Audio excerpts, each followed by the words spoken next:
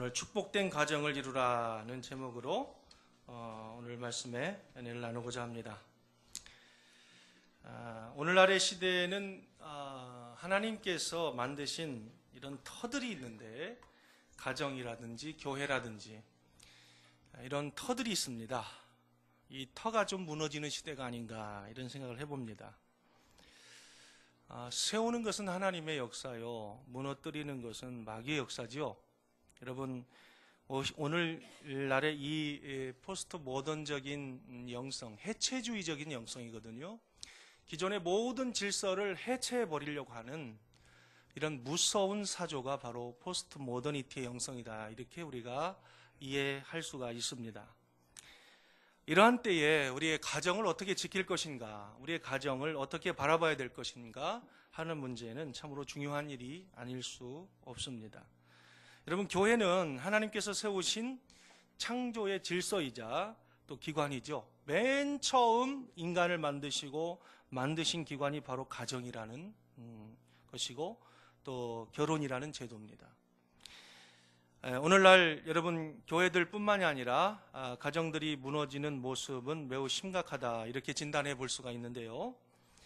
사실 초대 교회는 여러분, 가정과 교회가 하나인 가정교회의 모습을 갖고 있었습니다. 우리 사도행전 2장에 보면은 집에서 떡을 떼며 하나님을 찬미하고, 이런 표현들이 많이 등장하는데, 그것은 가정에서, 그 집이라고 하는 것은 가정교회를 말하는 것이죠. 여러분, 그만큼 초대교회는 가정과 교회가 떨어질 수가 없는 그런 관점을 가지고 있었다라고 하는 점을 우리가 본문을 보기 전에 알고 있어야 합니다. 그래서 가정에 대한 가르침은 교회에 대한 가르침이고, 또 교회에 대한 가르침도 가정에 대한 가르침일 수 있었습니다. 그래서 사도 바울은 이 부부와의 관계를 그리스도와 교회와의 관계에 기초해서 해석하고 있는 모습을 봅니다. 여러분, 여러분의 가정은 어떻습니까? 여러분의 가정, 오늘날의 가정의 모습들의 현실은 어떻습니까? 가정의 존립 기반 자체가 심각하게 위협받고 있다, 이런 생각을 지울 수가 없는데요. 특별히 오늘 본문에서 다루고 있지 않는 주제들 가운데 가정의 존립 자체를 위협하고 있는 주제들 가운데 하나가 무엇이냐면 동성애 문제예요. 동성애. 우리나라에는 아직 이런 법률이 통과되지 않았습니다만은 동성애자들이 많아지면 아마 국회에서도 반드시 통과될 거예요. 서구 선진 국가들은 대부분 이 동성애 법률이 통과됐습니다.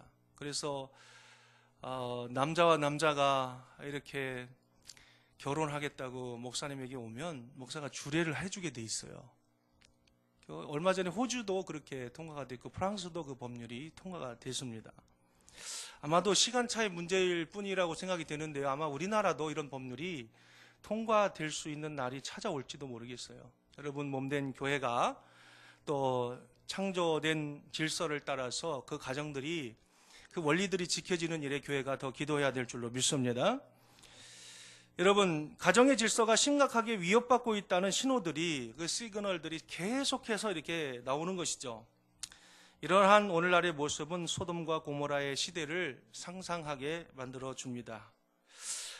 세월호 침몰하는 것을 이렇게 보면서, 세월호만 침몰한 것이 아니라 우리 가정들도 오늘날 서서히 침몰해 가는 것 같다, 이런 생각을 하게 됩니다. 고린도 교회에 있었던 모습을 여러분 기억하실 것입니다. 결혼을 하는 것 자체를 의문시하는 일들도 많이 있었습니다. 고린도 교회는 영지주의의 영향으로 인해서 육체를 아주 악하게 보고 영적인 것만 선한 거다, 이렇게 바라보는 그런 시각이 있었어요. 무서운 영지주의 이단이죠. 결혼을 더럽히는 것으로 이렇게 보는, 육체를 악하게 보고 또 결혼하는 것을 그 영혼을 더럽히는 것으로 보는 영육 이원론의 영향으로 결혼은 전혀 성경적이지 않은 것이다, 이렇게 주장하는 무리들이 있었습니다. 꼭 그런 영향은 아니라 할지라도 이후에 어쨌든지 혼자서 사는 오늘날의 독신 가정들이 최근에 급격히 증가하고 있다. 또 이혼율 또한 심각합니다. 결혼한 가정들의 절반가량이 이혼을 한다고 합니다. 참 놀라운 일이에요. 최근에는 황혼 이혼이라고, 연세가 많이 들었는데도 100년 해로하겠다고, 검은 물이 파뿌리 되도록 같이 살겠다고 이렇게 해놓고서 70, 80이 돼서 이혼을 하는 거예요. 얼마나 사실 고통스러우면 또 그렇겠습니까? 이런 모습들은 고스란히 그 자녀들에게 또 악영향을 끼치게 됩니다. 실제로 목회를 하다가 보면은요, 부모들의 부부 생활이나 또 가정에서의 인격적이지 않은 여러 가지 모습들을 보고 자란 이 자녀들이 나는 절대로 결혼하지 않을 거야, 이렇게 말하는 사람들을 이제 만나게 됩니다. 가정에서 위로를 얻고 위안을 얻고 안식을 얻었던 것이 아니라 상처받고 그 자신의 미래까지도 깨트려지는 이런 안타까운 일들이 오늘날 많이 일어나고 있는 것입니다. 평생 혼자 사는 나이가 많이 든 그런 자녀들을 만나게 됩니다.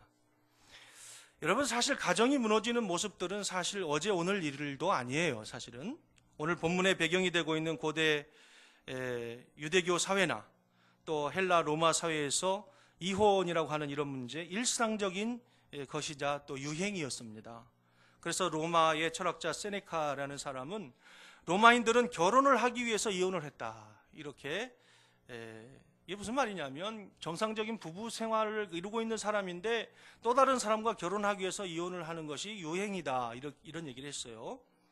얼마나 당시의 문화가 결혼을 기초로 한 가정의 기초가 흔들리고 있는가, 또 이런 점을 잘 보여준다고 하겠습니다. 여러분, 올바른 남편과 아내와의 관계는 어떤 것일까요? 또 부모와 자녀들의 관계는 올바른 것이 어떤 것일까요? 오늘날 가정 속에서 일어나는 수많은 문제들, 가정의 문제들을 다루는 그런 부분들이 신약 성경에 많이 등장하고 있는데, 특별히 가정의 문제를 다루는 데 있어서 가정의 최소 단위인 부부관계에 대해서 또 결혼의 문제에 대해서 다루는 대표적인 본문이 오늘 본문의 말씀이에요. 물론 이제 이런 부분을 다루는 고린도전서 7장이라든지 여긴 뭐 재혼의 문제도 또 다루고 있습니다만은 골로새서 3장 18절에서 19절, 또 베드로전서 3장 1절에 7절, 이 부분들이 집중적으로 부부 관계에 대해서 다루고 있어요.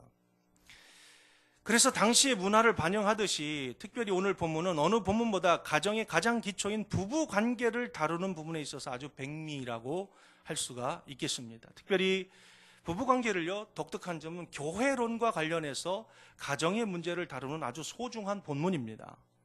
앞에서도 언급했듯이 가정교회라고 하는 초대교회 상황을 잘 반영하는 예라고 할 수 있는데요. 여러분, 5월은 가정의 달입니다. 축복된 가정을 위해서 무엇이 필요한가를 우리 본문을 통해서 한번 알아보면서 은혜를 나누고자 하는데요. 축복된 가정을 만들기 위해서는 먼저요, 해야 될 것이 있어요. 먼저 아내가 그 남편에게 잘해야 합니다. 남편들이요, 이럴 때는 아멘을 해보셔도 좋을 듯 합니다. 눈치도 없으셔라. 22절에서 24절까지가 아내들에게 하시는 말씀이에요.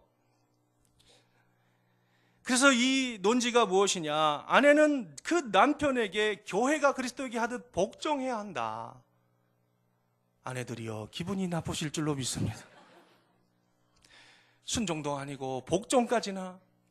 자신의 남편에게 복종해야 하는 이유는 세 가지가 있다라고 본문을 말씀하는데요. 첫 번째, 복종은, 따라합시다. 복종은 하나님의 뜻이다. 22절에 한번 읽어볼까요? 22절 시작. 아내들이여 자기 남편에게 복종하기를 누구께 하듯 하라? 죽게 하듯 하라. 아니, 세상에 못난 남편 내가 복종하기도 힘들어 죽겠는데 주님께 하듯 복종까지 하라고요? 나는 도저히 이거 수용할 수 없습니다.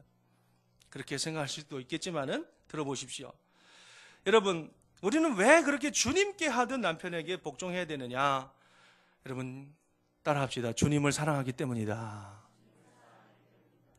주님은 우리를 참 사랑하세요. 그래서 우리도 주님을 사랑하는 거죠.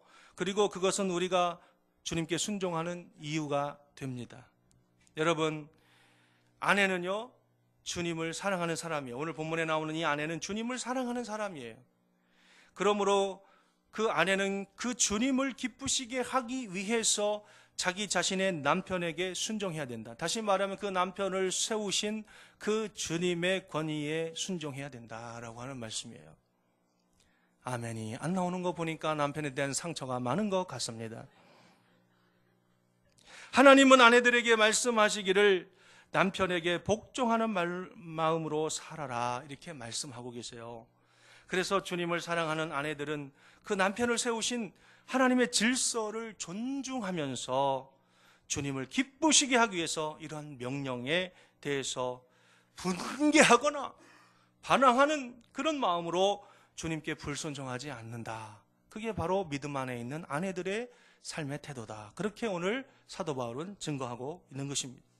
그녀들은 하나님과 남편을 사랑하기에 사랑하는 마음으로 주님께 순종합니다. 그러니까 사실 아내가 남편에게 순종한다는 것은 1차적으로는 남편에게 복종하는 거지만은 더 큰 의미에서 볼 때는 주님에게 복종하는 거예요. 할렐루야. 대답이 적습니다. 할렐루야. 예, 기대하시라. 개봉박도 남편을 위한 본문은 더 길다는 사실을 기억하시기를 바랍니다.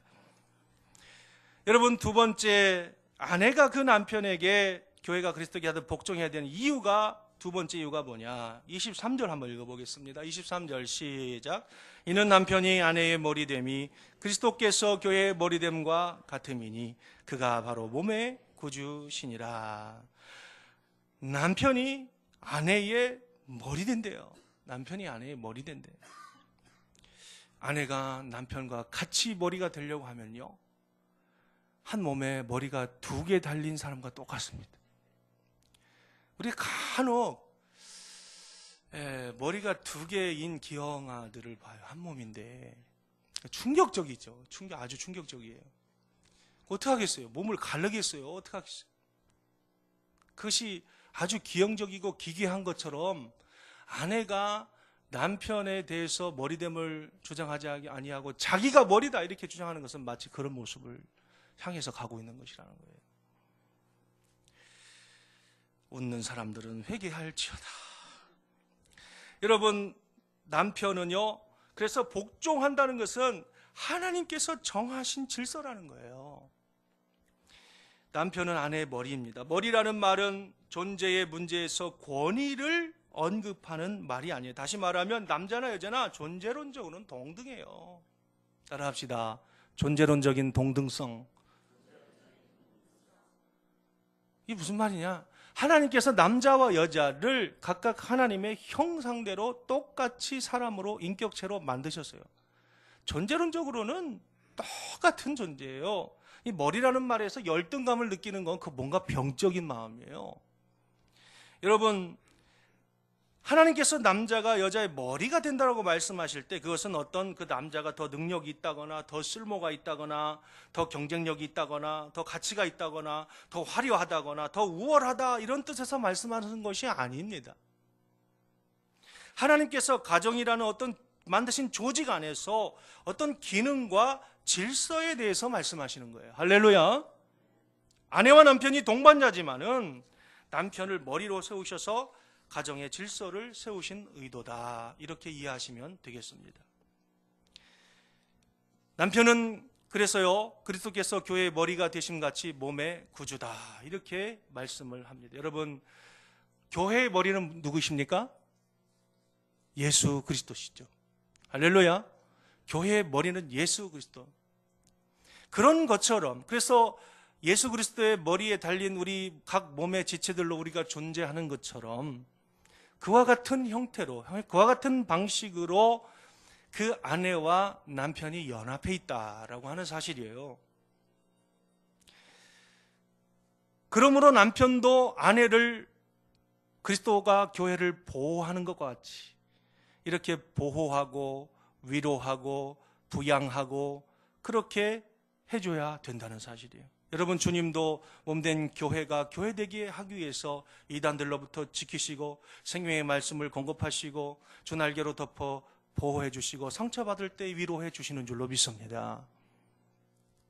여러분, 몸의 구조와 체질 면에서 남편은 아내보다 더 강하게 창조됐어요. 그러므로 이것은 하나님의 만물의 질서 안에서 남편은 아내의 주된 보호자요, 또 지키는 자요, 위로자가 되어야 한다라는 사실을 의미하는 것입니다.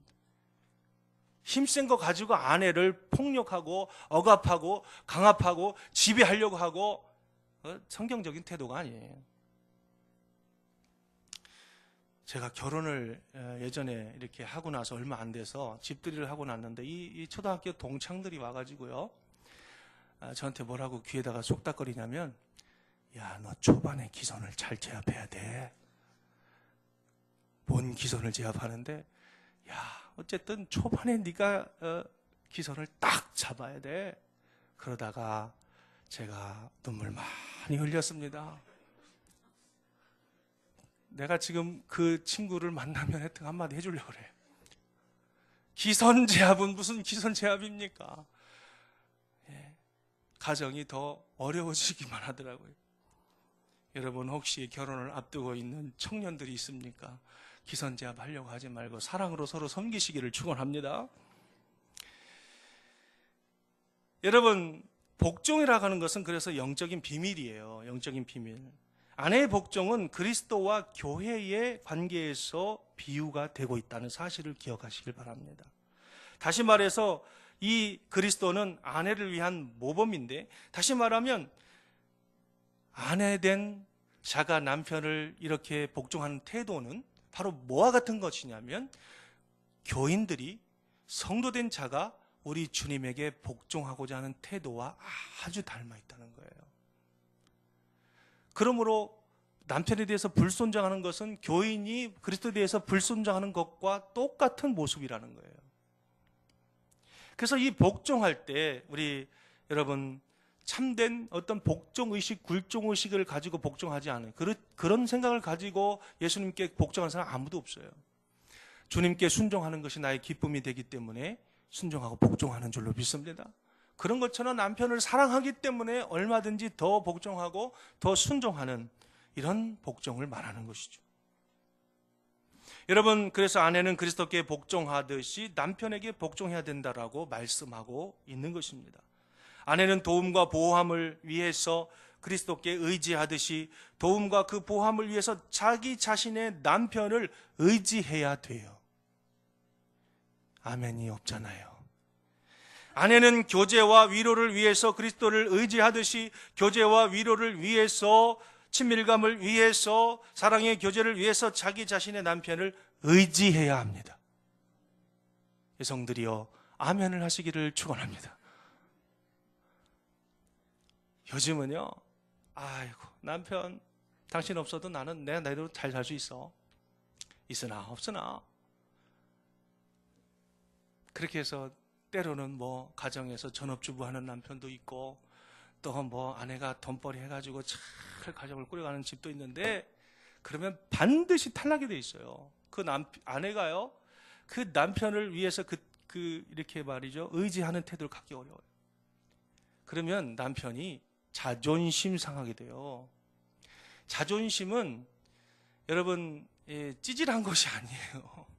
자존심은, 자존감과는 물론 구별되는 것이지만은, 아내에게서조차 가정에서 존중받지 못하는 남편이 어떻게 행복한 가정생활을 누릴 수 있고 사회에서 어떻게 형통하는 삶을 살 수가 있겠습니까? 여러분, 아내가 잘 나가는 아내가 있습니까? 더욱더 남편을 세워주셔야 돼요. 더욱더 남편을 의지하셔야 됩니다. 당신이 이렇게 내 옆에 있어 주니까 내가 이렇게 사회생활도 하는 거지, 당신이 없으면 나는 아무런 존재 의미도 없어. 그렇게 말해 주셔야 돼요. 여성들이요, 제발 아멘 하시기를 축원합니다. 그렇게 하는 여성이 현숙한 여인이에요. 지혜로운 여인이에요. 남편을 세워주고 가정을 세우는 여인이에요. 할렐루야. 당신 월급으로는, 내가 쥐꼬리만한 그 월급으로는 내가 살아갈 수도 없어. 왜 나를 사회생활 하게 하고 나를 이렇게 힘들게 해? 내가 벌어온 월급은 당신보다 많아. 그러면 그때부터 남편과 아내의 관계가 깨트려지기 시작하는 거예요. 찔리시는 부분이 많은가 봐요. 여러분, 그래서 이 복종이라고 하는 것은 영적인 비밀인데, 내가 설령 그렇다 할지라도 자꾸 남편에게 의지하고, 이렇게 자꾸만 그리스도에게 우리 교인들이 의지하듯이 남편에게 의지하고 복종하는 태도가 가정을 살리는 태도예요. 이것은 여성들이 열등하다거나 능력이 모자라서 드리는 말씀이 아닙니다. 단지 가정에 영적 질서가, 하나님이 세우신 영적 질서가 있어야 한다는 말씀이에요. 골로새서 3장 18절 말씀에 아내들아 남편에게 복종하라. 이는 주 안에서 마땅하니라. 마땅하다는 말은 합당하다는 뜻이에요. 여러분, 군대에서 말이죠, 군인들과 이등병과 사단장이 있어요. 별 2개짜리 사단장이 있어요. 이등병이나 사단장이나 똑같은 사람이에요. 존재론적으로는 똑같아요. 그러나 기능적인 면에서는 많이 다른 거예요. 그것을 우리가 인정하지 아니하고 우리가 거부하기 시작하면 참 힘들어집니다. 여러분, 가정에 세우신 영적 질서가 있다는 점을 기억하시기를 축원합니다. 베드로전서 3장 1절 말씀에도 아내된 자들아 이와 같이 자기 남편에게 순복하라, 이렇게 말씀하고 있어요. 자, 이런 말씀 드리면 꼭 하여튼간 토를 다는 분들이 계세요. 목사님, 남편이 잘해야 제가 순종을 하지요. 남편이 똑바로 해봐요. 내가 왜 순종을 안 하겠어요? 남편이 이 모양이니 내가 어떻게 순종할 수 있습니까? 이렇게 말씀하시는 분들이 계실 것 같아서 남편들에게 이제 말씀을 드립니다. 축복된 가정을 만들어 가기 위해서 두 번째로 남편들이 잘해야 돼요. 남편들이요, 아멘 하시기를 축원합니다. 이봐요, 아멘이 작잖아요. 지금까지는 기뻤으나 이제는 설교가 괴로울 줄로 믿습니다. 여러분, 남편은 그 아내를 주님이 교회를 사랑하듯이 사랑해야 돼요. 남편이 아내에 대해서 가져야 될 사랑은 하나님 바로 그분의 사랑을 갖고 있어야 한다. 아가페적인 사랑이죠. 하나님의 사랑은 아가페적인 사랑으로서 사심이 없고 이기적이지 아니하고 희생하고 끝까지 주는 사랑이에요. 할렐루야. 이것은 어떤 순간적인 감정에 의해서 지배받는 사랑이 아니에요. 책임 있는 의지가 따라가는 사랑이에요. 애정과 감정만의 사랑이 아니라 의지와 헌신이 있는 사랑. 아내를 사랑하는데 여러분, 의지적으로 자신을 헌신하는 사랑을 하시기를 축원합니다. 이것은 사랑을 받는 사람의 최고의 유익을 위해서 행하는 그런 사랑이에요. 그래서 그 사람이 사랑을 받을 만한 사람이 아니어도 사랑을 하셔야 돼요. 또 사랑할 가치가 없다고 생각되더라도 끝까지 사랑하셔야 됩니다. 어제 제가 그 조카의 결혼식에 갔다 왔어요. 홍정길 목사님이 설교를 하시더라고요. 나도 기도를 해서 기도를 했는데 제가 은혜를 받았어요. 홍정길 목사님 설교에. 근데 그분이 그런 얘기 합니다. 이 본문을 가지고 사실 설교하셨어요. 그런데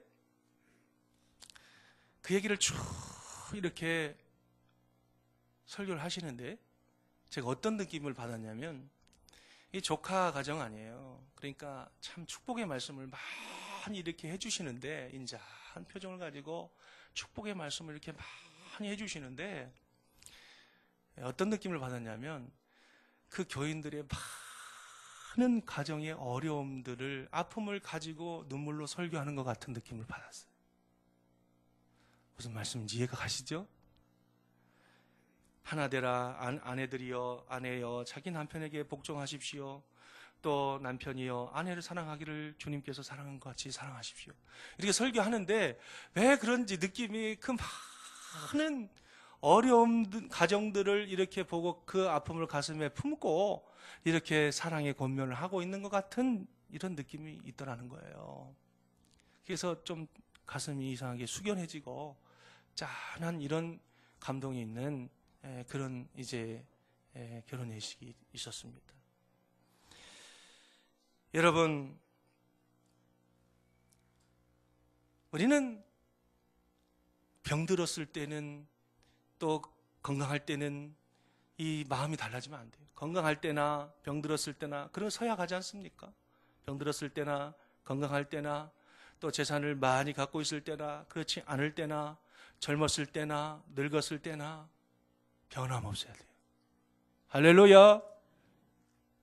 그것이 바로 주님이 우리를, 교인들을, 사랑할 가치도 없었던 죄인들을 사랑하셨고, 또 이렇게 순간적으로 조삼모사 변하는 그런 사랑이 아니라 순간적인 감성에 얽매이는 그런 사랑이 아니라 끝까지 우리를 책임지시고 끝까지 변함없이 사랑하시는 주님의 사랑이라고 하는 것이죠. 우리 남편들이 가져야 될 아내에 대한 태도는 바로 그러한 주님에 대한 사랑을 가지고 여러분 사랑하셔야 된다라고 하는 사실입니다. 여러분 한번 생각해 보십시오. 만일 남편이 다음과 같이 아내를 사랑한다면 얼마나 아름다운 축복된 가정이 될까? 한번 상상해 보세요. 남편이 이기적이지 않고 사심 없이 아무런 조건 없이 아내를 사랑합니다. 자기 자신을 전적으로 희생하면서 주면서 사랑합니다. 감정뿐만 아니라 책임감과 의지를 가지고 사랑합니다. 애정뿐만이 아니라 헌신적으로 사랑합니다. 그런 남편을 만난 아내가 어떻게 순종하지 않을 수 있고 복종하지 않을 수 있어요? 감동받게 돼 있어요. 감동받게. 할렐루야. 대부분의 아내는 남편의 이런 사랑에 감동하여서 자발적으로 가정의 머리로서 남편의 권위를 인정할 것입니다.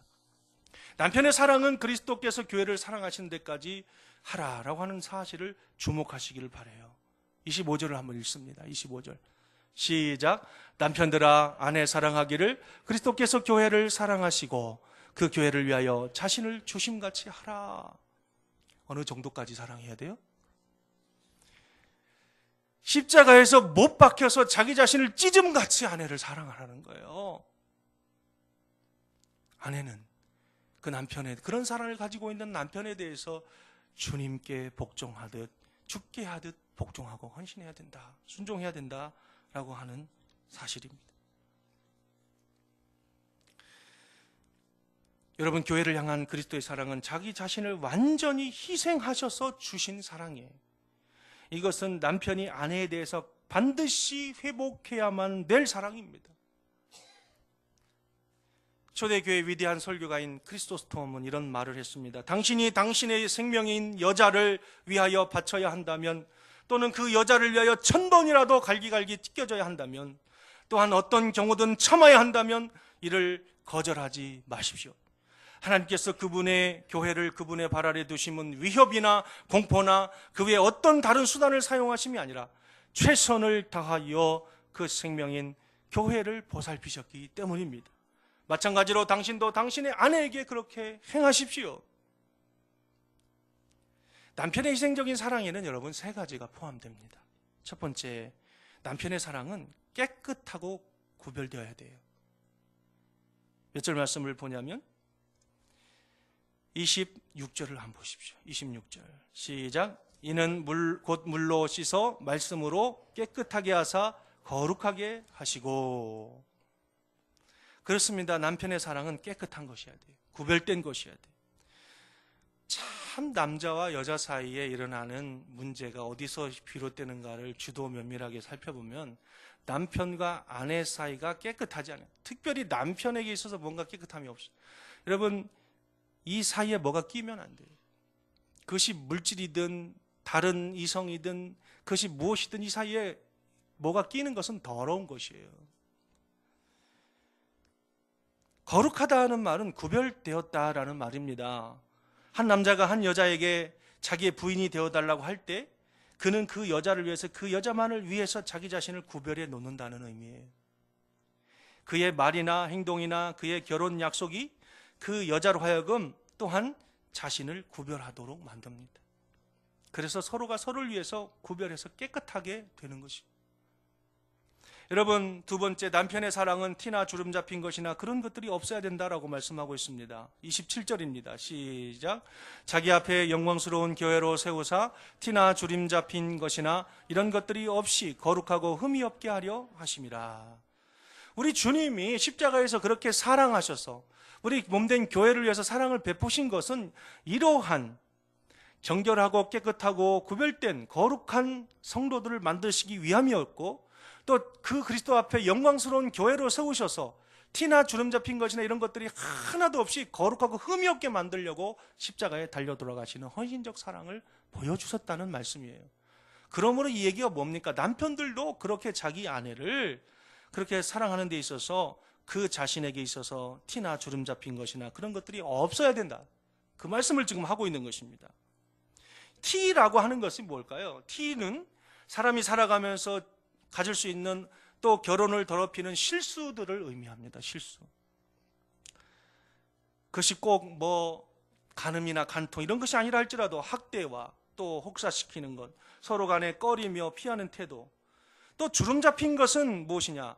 분란을 일으키고 신경을 거슬리게 하는, 서로 간에 신경을 거슬리게 하는 이런 것들인데, 서로 화를 내고 서로에 대해서 대항하고 또 약속을 했지만 지키지 아니하고 또 심각한 서로에 대해서 무시하고 멸시하고 또 심한 이기심 가운데 친밀감을 잃어버리고 서로 거절하는 상태, 이런 모든 상태들이 바로 주름 잡힌 것, 분란을 일으키고 신경을 거슬리게 하는 이런 것들이에요.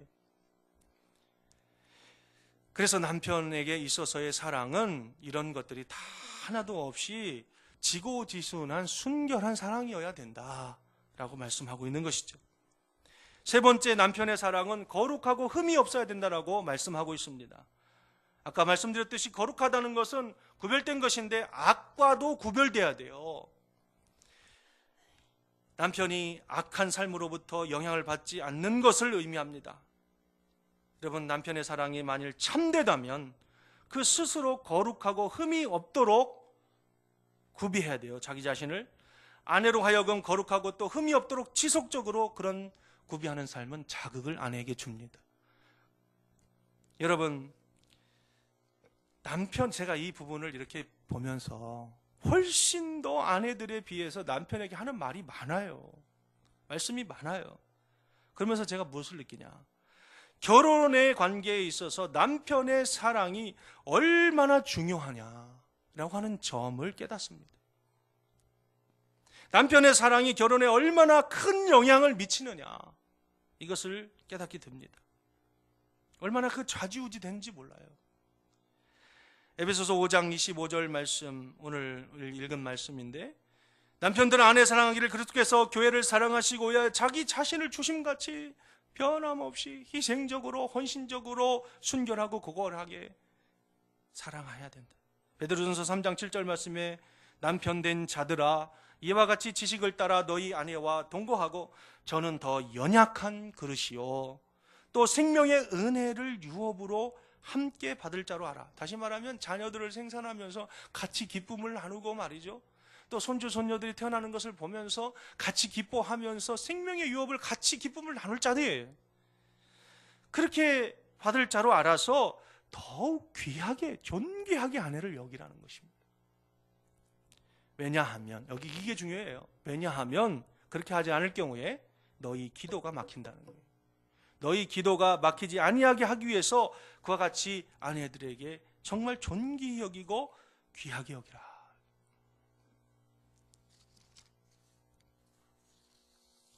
여러분, 남편이 아내에게 가져야 될 그 사랑은 그가 그 자신의 몸에 대해서 가지는 사랑과 또 동일합니다. 28절에서 29절 말씀 읽겠습니다. 시작. 이와 같이 남편들도 자기 아내 사랑하기를 자기 자신과 같이 할지니 자기 아내를 사랑하는 자는 자기를 사랑하는 것이라.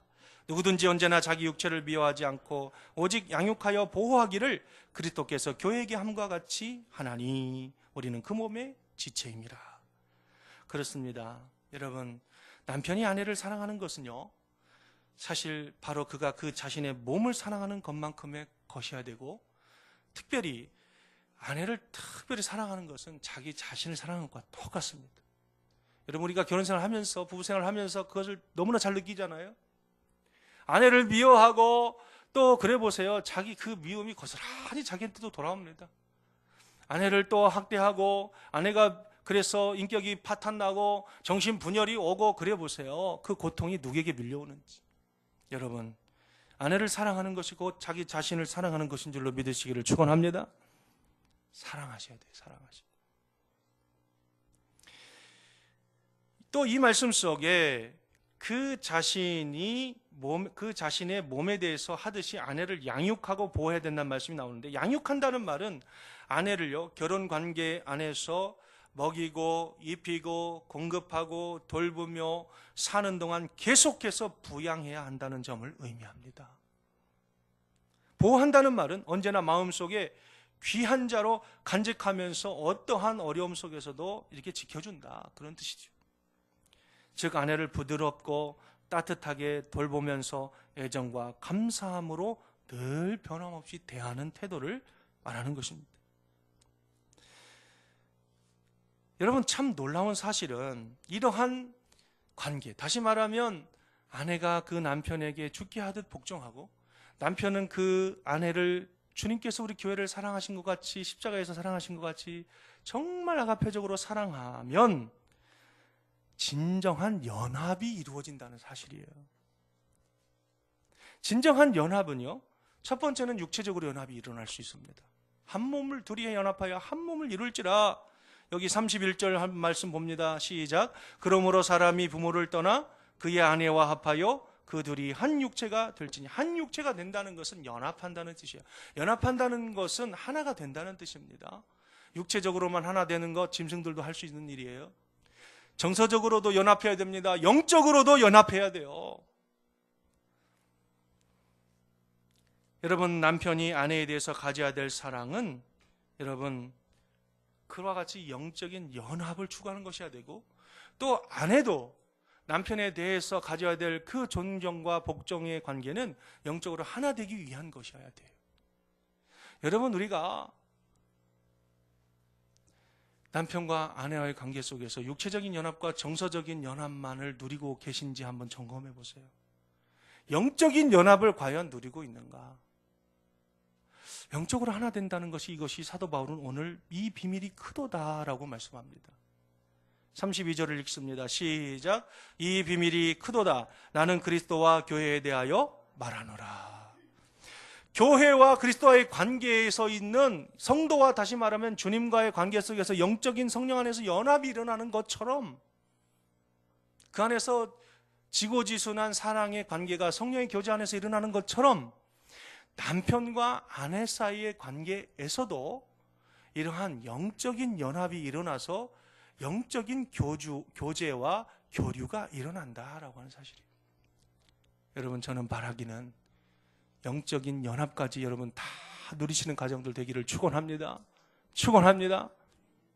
그래서 우리가요, 참 이상한 일고 신비한 일들도 참 많이 경험해요. 그 부모와 자녀들 간에도 영적 연합이 일어날 수 있거든요. 우리 오늘 설교의 주제는 아니지만, 근데 부부 간에서 먼저 일어나요, 영적 연합이.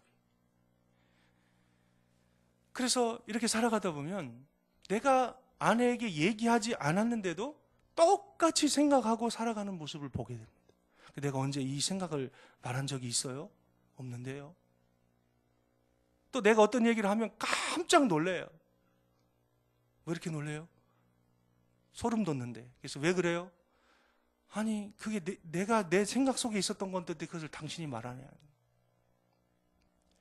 여러분, 사실은 우리가 항상 그렇게 될 수 없지만 그런 영적 연합이 하나, 영적으로 진짜 둘이지만 하나가 되어지는 연합이 일어날 수 있다는 사실입니다. 할렐루야. 생각이 하나입니다. 사는 목적이 하나입니다. 추구하는 방향이 하나입니다. 또 생각하는 바가 하나예요. 하나가 되어져. 이것이 비밀이라는 거예요. 교회를 이루고 있는 비밀이기도 하고 가정을 이루고 있는 비밀이기도 하다는 것입니다. 그래서 가정의 원리와 영적 원리와 교회의 영적 원리는 똑같은 것이에요. 하나님께서 세우신 원리들이기 때문에 똑같은 원리가 지배합니다. 여러분, 가정을 가지고 계시지만 정서적인 연합까지도 이루지 못한 가정들이 있을 수 있어요. 더군다나 영적인 연합은 이루지도 못한 가정들이 있을 수 있습니다.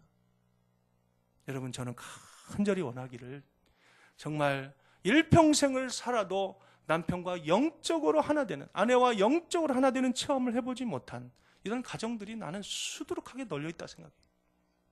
정말 이 5월 한 달에 열심히 여러분 가정을 위해서 기도하시면서, 남편과 아내를 위해서 기도하면서, 자녀를 위해 기도하면서 정말 가정의 제도를 세우셔서 하나님께서 정말 우리에게 의도하시고자 하셨던 것이 무엇인가를 깨달아 알고 그 영적인 복을 누리시는 여러분들 다 되시기를 주 이름으로 축원합니다. 축원합니다. 기도하다 보면 부부가 그래서 같이 기도할 때 하나님이 응답하신다 돼 있어요. 부부가 같이 한 기도의 제목을 놓고 기도할 때 하나님 반드시 응답해 주실 줄로 믿습니다. 또한요, 서로 기도하더라도 응답을 똑같이 받아요. 그 말씀을 받는데 똑같이 응답받는 거예요. 당신도 그 말씀 받았어. 나도 그 말씀 주시대. 여러분, 영적으로 하나님께서 우리를 하나 되게 하셔서 서로 기능은 다릅니다만 이 가정 안에서 자녀들을 생육하고 번성하면서 믿음의 자녀들로 키워나가면서 정말 하나님 나라의 일꾼들로 자라게 하시려는 하나님의 위대하고 원대한 계획들이 우리 가정 안에 숨어 있다라고 하는 것입니다. 여러분, 이 가정을 정말 이루는 핵심적인 요소, 부부간의 관계예요. 부부간의 관계부터가 잘못 어긋나면요, 자녀들에게 그 영적 복이 흘러가지 않습니다. 나는 절대로 우리 아버지 같은 사람 만나지 않을 거야. 나는 절대로 우리 어머니 같은 사람 만나지 않을 거야. 그러면서 자녀들의 삶이요, 엉망진창이 돼가는 거예요. 누구의 잘못이에요? 누구의 책임이에요? 부모의 책임입니다. 믿음 안에서 하나 되지 못하고, 아내를 뜨겁게 사랑하지 못하고, 남편을 존중하지 아니한 이 모든 우리의 티나 주름 잡힌 것이나 이 모든 온전치 못하고 거룩하지 못한 것들 때문에 우리의 가정이 축복이 대대로 흘러가지 않는 것이에요. 여러분, 저는 여러분에게 권면합니다. 가정의 달이라고 해서 그 5월만 그런 것이 아니고 우리 삶 전체가 하나님의 능력 안에서 달마다 영적 연합 가운데 나아가시는 저희 가정들 다 되시기를 주의 이름으로 축원합니다. 축원합니다.